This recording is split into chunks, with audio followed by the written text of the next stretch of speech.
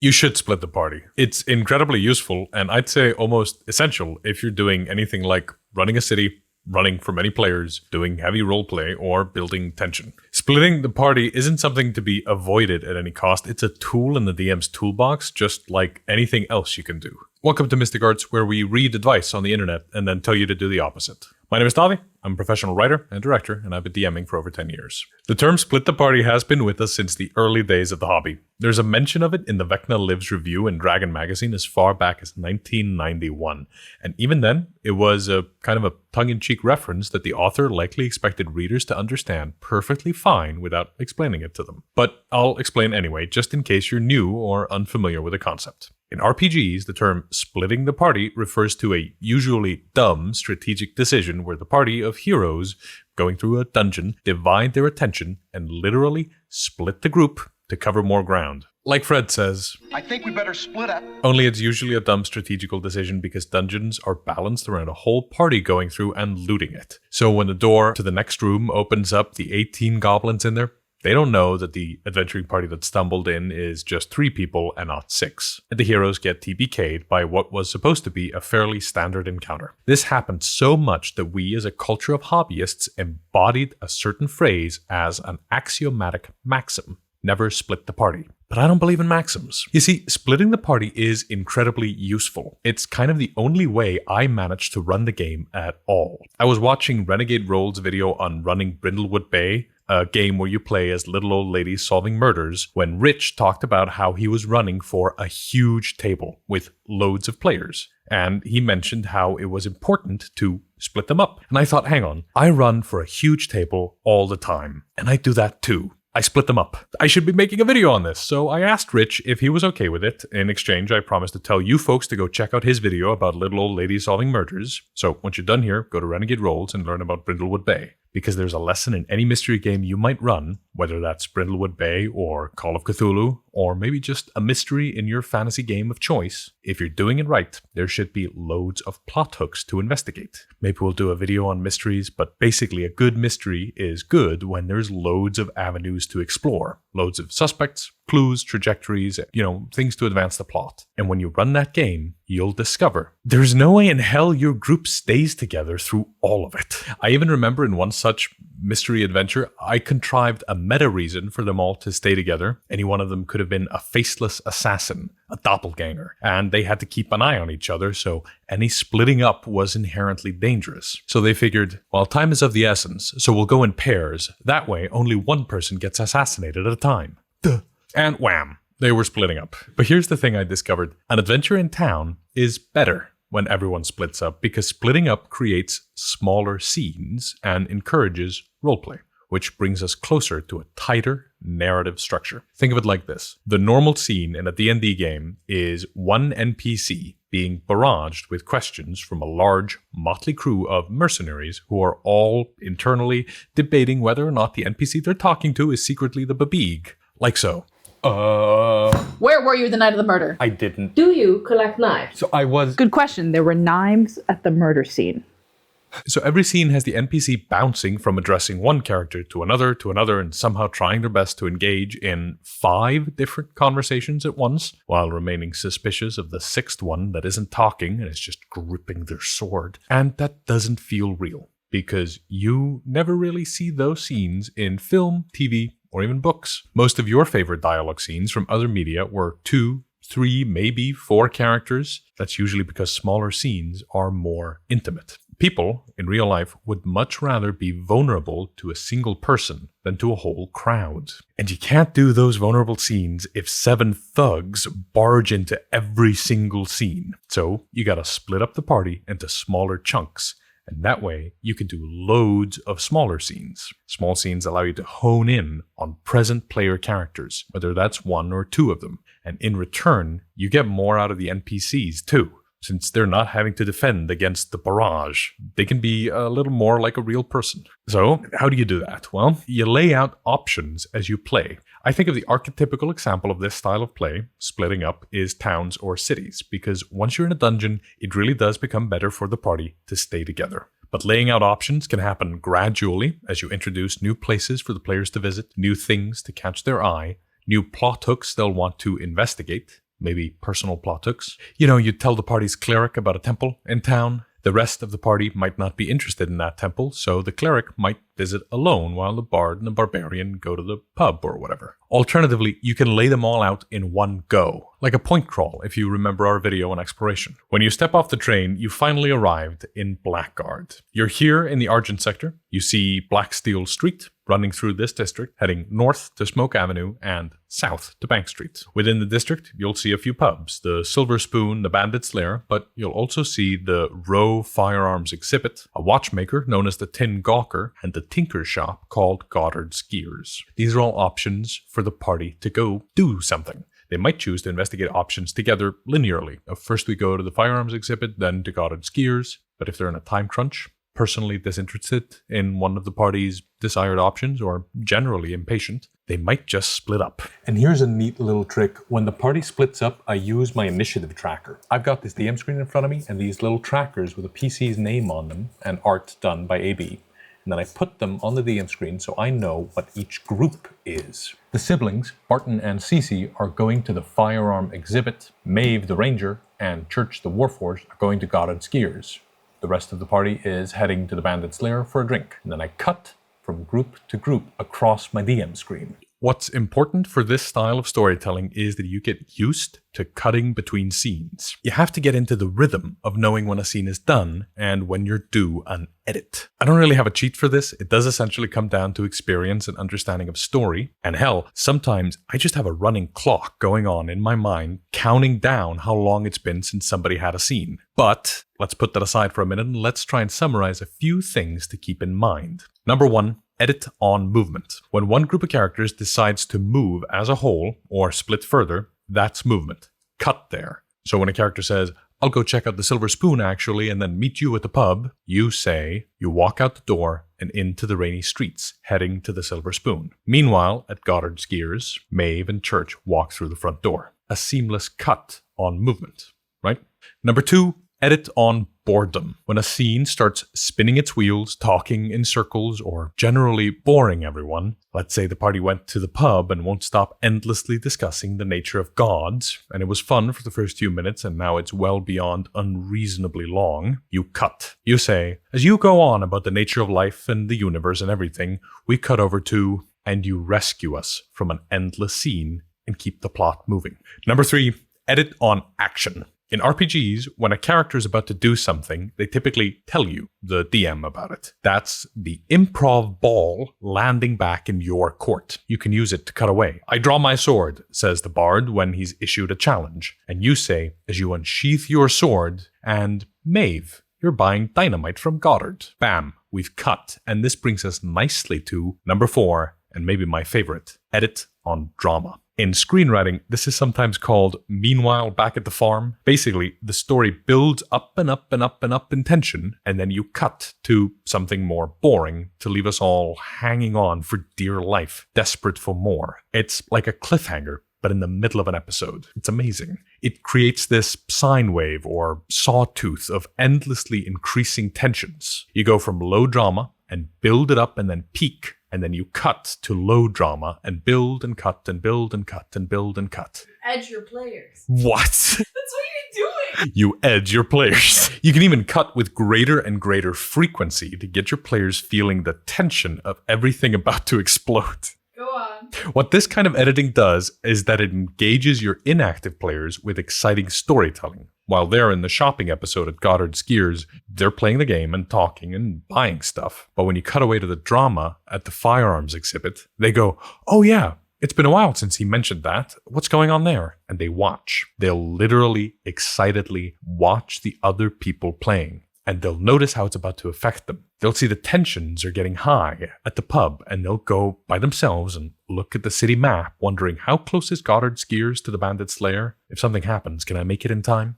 They'll be engaged when they're not engaged. And there's a countless other ways to make them hooked on watching one another play. Let's say Maeve the Ranger went to Goddard's Gears, but while she's there, meanwhile at the pub, the rest of the party meets her father, and he's asking the other heroes questions about her. Maeve's player, AB, will be watching the crap out of that scene. She'll want to be there, but she can't. She's at Goddard's Gears. You can take a scene that would be perfect for one player, meet your estranged father, and give it to another PC. That way, the PC that got the scene is role-playing, and the PC whose dad just came back is hooked watching. I've been running games like this for years, and over time, it's created an atmosphere around the table where we're engaged in each other's stories. We watch each other role-play scenes with bated breath. Like Rich said, enjoy the show. Because any scene may or may not be about to come back to us because we're waiting for the scene to cut over. Our NPCs engage with the other players. One features a recurring bad guy making a return, or a third where things are about to get needlessly violent. And players are planning their first turn. Or, when you're doing 3 scenes at the same time, all of those things can happen at the same time. You can have one scene be dad meets party members, and another be escalating violence, and a third be setting up a bad guy's return. It's like juggling. I'm not Matt Colville, I can't do that. And as you get better at it, you become a god-tier DM, able to create drama out of any scenario. You'll be able to let your players loose on your location, and you'll create these endless, tightly edited scenes one at a time, escalating like that sine wave. You're also doing yourself a favor here. This may sound like a lot of work, cutting and keeping all those principles in mind, building tension. And yeah, there is some work involved, but there's actually a clever release valve here. In the middle of each scene, you can relax, because the players in these small scenes will be talking amongst themselves. You can use that time to prepare, or get on top of things again, like swapping music or finding descriptions, both of which you can do on DSCRYB.com, the sponsor of today's video, and get all that and a huge library of maps, descriptions, and music, and sound effects, and a whole lot more. If that's interesting to you, you can use the promo code MysticArts for a free 30-day trial on any plan they offer.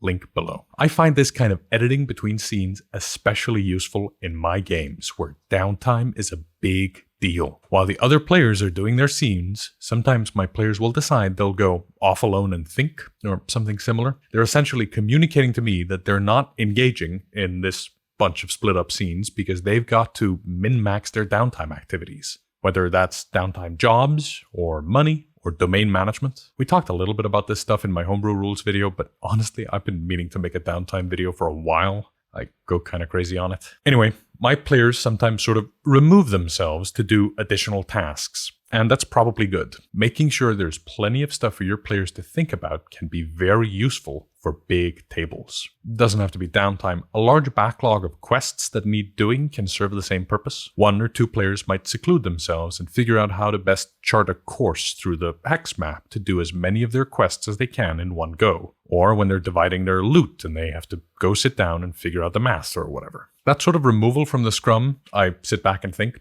it's important too, because one component of splitting up the party that I don't think is discussed anywhere near as much is how you bring them back together eventually. I tend to use 2 tactics. 1, we sort of herd cats back to the agreed upon reunion point. Basically, when the players are split up and they're considering where to go next, I tend to present them with a fork where one option is the agreed upon reunion point. Where are you headed next? The pub or somewhere else? This way, the options are 50-50. Group up and not group up. And I'm always reminding them the meta condition at the table. The group is split up and you should probably reunite at some point. Another tool I use is time abstraction. I can always use the fact that it's getting late as sort of an excuse to bring the party together. Shops start closing, people start being annoyed that they're being bothered so late in the day, etc. Then the group up point, the pub, well, it's open late. And it seems more and more reasonable as the evening goes on that it is the next place to go. It's the only one that's open. And I can abstract that time at any rate, really. I'll often let the vibe at the table dictate how late it is in-game. If everyone's frustrated, waiting for that one player to finish up their 50 side quests, well, then it's 5 o'clock and the stores are all closing. But if everyone's vibing with being split up, then it's still sometime in the afternoon and we don't need to worry about it yet. And option 2 of grouping people back up is acceptably believable coincidence. Basically, I'll use variations of, as you're approaching the Tin Gawker, you'll spot Maeve and Church heading into the pub. Everyone is there except you. Maeve and Church, you see Alton the Wizard walking into another store. Or, as you're walking south towards Bank Street, you happen to see the rest of the party heading north. Rest of the party, you see Alton the Wizard starting a whole other side quest heading south, and so on. I create these little scenes where the parties meet in transit and are able to talk. And then someone could say in character, how about we do that tomorrow, or whatever. It allows us to keep things moving, even if it's a little bit contrived. Now, the big argument against splitting the party is, of course, combat. It's balanced for a whole party together, not two people wandering off somewhere. And to that, I say, bah humbug! You can balance fights around two people wandering off. It's not that hard. You can create new combat dynamics. Like, obviously, if the dungeon becomes easier because everyone's split off, it's not great. It's a little funky. But there are alternatives. How's this? As most of the party goes shopping, an assassin tries to kill one of the PCs. Or two people are walking alone in the streets and they get mugged. Or there's a one-on-one fist fight at the pub. Combat scenarios you'd never really be able to run for a full party suddenly become available. But there's a catch. Combat can be very boring to watch. So here's a few things you can do to deal with that, besides speeding up combat. Number one, synchronous combats. As your party splits off, you can build up tension with meanwhile back at the farm storytelling to get them closer and closer to a fight. And then the mugging, the assassination, and the bar fight happen at the same time around the table, even if they might not happen at the exact same moment in the game world. And when that happens, you have everyone roll initiative, and then you cut between the three fights as you go down the initiative tracker. Either one fight's initiative at a time, or you shuffle the rounds together so it's all happening simultaneously. 2. Synchronous tension. You have the initiative happen at the same time as some tense dialogue or other tense scene is happening that you can easily cut in and out of. You do one round of combat with party A, and then a few minutes of tense roleplay with party B. Cut between the two as you see fit, and then make sure to keep the tension in similar scales. Number 3, sidekicks. You let the players not present in the encounter run allies, cops, NPCs, or maybe even bad guys in that fight. That way, everyone gets to roll dice, move minis, even if they're not their own characters. This isn't perfect because most players will miss playing their character and their PC's abilities. But it can be a fun change of pace, and good enough to cover your ass when fights start, even when you didn't mean them to. That way, it's just another tool in your toolbox. You can reach for it at any time. Which brings me to an important caveat to all of this. Your players need to be on board. I'm lucky. My players enjoy the crap out of this kind of roleplay and this kind of storytelling. But your players might not. And maybe they will if you try it. Maybe they'll grow to love it. And maybe as you get more experienced in running it, they'll love it more and more. But they might not. And they might have no patience for your experimentation. They might never get anywhere near interested in anyone else's stories but their own. Some players, plenty of players, just want to show up and kill stuff. And how you deal with that is up to you. I'm on the record about building a group you enjoy playing with, but I'm not at your table and I can't audit your game. So you'll have to figure out if this advice suits you. But before you dismiss it outright, I suggest you start sneaking in some of these tactics little by little, hints of them, and see what happens. See what comes from it. Because I love playing like this. One of my favorite bits of Game of Thrones was seeing the show take two characters you hadn't really imagined would get along and putting the two of them in a scene together. And then you just sit back and watch how Arya and Tywin are together, or Arya and the Hound, or the Hound and Brienne, or Brienne and Jaime. Their one-on-one scenes create these foils, mirrors, where each character learns the essential truth of the person they're traveling with, but more importantly, they learn those truths about themselves. They come to understand who they are as a person. These smaller scenes create a different group dynamic where it becomes much more personal, much more intimate, and where stories about people and what's going on in their mind begins to thrive. Really, this video is just 50 excuses for me to try to convince you to give a one-on-one scene a try and see if you can't use a smaller scale to dig down on who a character is. You render the scene around them. Yeah, describe where they are. But more importantly, get out of their way. Get everybody out of their way. And let two people just talk. Player to player, NPC to player, whatever. Those personal dynamics is where it shines. And then you, the DM, you can just sit there and shut up. See what they say. See if it doesn't inspire you back. Give you the energy you need to get excited about running the game. See if your players can't fuel your joy. Because I'm telling you, that right there is the real cure for DM burnout. And that's where we'll pick it up next time. Thanks so much for watching this video. And if you want to support us directly, consider joining our Patreon. And if you want to check out Renegade Rolls and their video on Brindlewood Bay, click here. And if you're feeling especially generous, you might like the video, comment, share, and subscribe, and hit the bell to be notified when we release new videos. Until next time, keep studying the mystic arts.